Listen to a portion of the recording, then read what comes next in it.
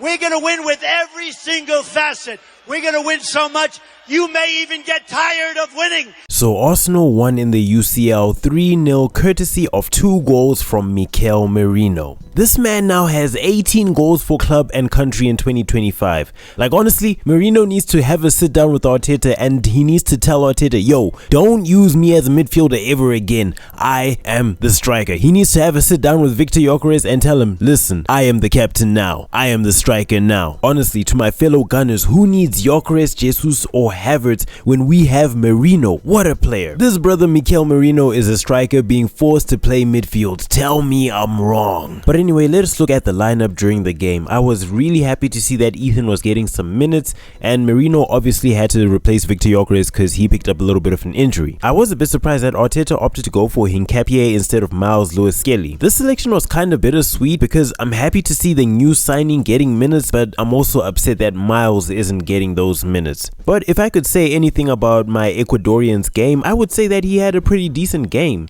Like, what do you mean he won 100% of his duels? I'm talking aerial, I'm talking ground, I'm talking tackles. This man was perfect defensively. I only feel like his crossing wasn't the best, so I see him more as a centre back than a left back. For some odd reason, Ethan wasn't having his best game. I feel like it just wasn't his day. I don't know why, but he just wasn't having a good game. I don't know if I'm the only person who feels like this. Ethan also had the lowest rating on SofaScore for the team, so it's not really a good look. I must say Saliba had an interesting role in this game where he would invert and join the midfield to give Arsenal a 3-2-5 shape. And we really have to give credit to Arteta for testing out this new system in the UCL. I mean, we've seen inverted centre backs before with Man City, like how Pep Guardiola would use John Stones, but I have never seen Arsenal doing this, so this is a first. This was a pleasant surprise. But I'm not the biggest fan of this change, and before I criticize this shape, I wanted to ask if y'all could please leave a like on this video. It really helps with the algorithm, and let me know your thoughts and suggestions in the comments. Shout out to this homie Bread number 2 for his tactical suggestions. Like guys, I really read the stuff y'all comment, and if y'all say I have no ball knowledge, we can fight right there in the comments. We can scrap up in the comments.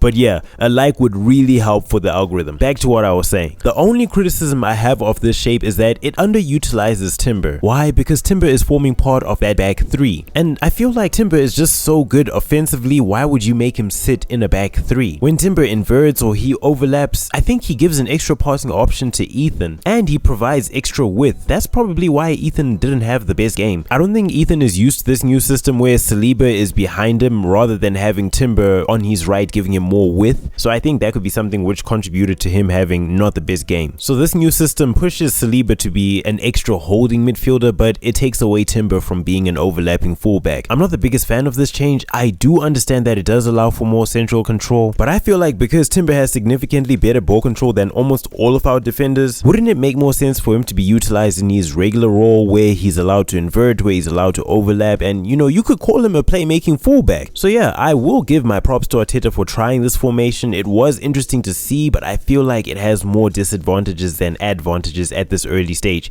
But it will be interesting to see how Saliba develops as a makeshift holding midfielder. I just want to also take note of the average players' positions, because you can tell in this game that Merino played as a false 9 with Saka and Trossard ahead of him. Take a look at Timber's position and notice how far away he is from Saka. You can definitely tell he was playing really conservatively during this game. I want you guys to take note of Merino and Timber's positions during this game and compare it to when Gyökeres plays. Gyökeres is always our most advanced forward when he plays, and Timber is significantly closer to Saka and way more involved in our attack. It's just something which I wanted to point out, but I think we should also give props to the youngsters coming off the bench and doing their thing. I somewhat feel for Cheeto Obi Martin. Like, yes brother, you are earning more than your fellow Hale Enders, but you literally watched Max Dauman become the youngest player to feature in the UCL, and you watched Andre Rashford get minutes in the UCL while you are being limited to playing under 21 in Man United's academy. I genuinely wish he just trusted the process and he would have eventually broken into the team, because look at the state of our team right now. All our strikers are injured, and because of this, Andre Anus is getting minutes,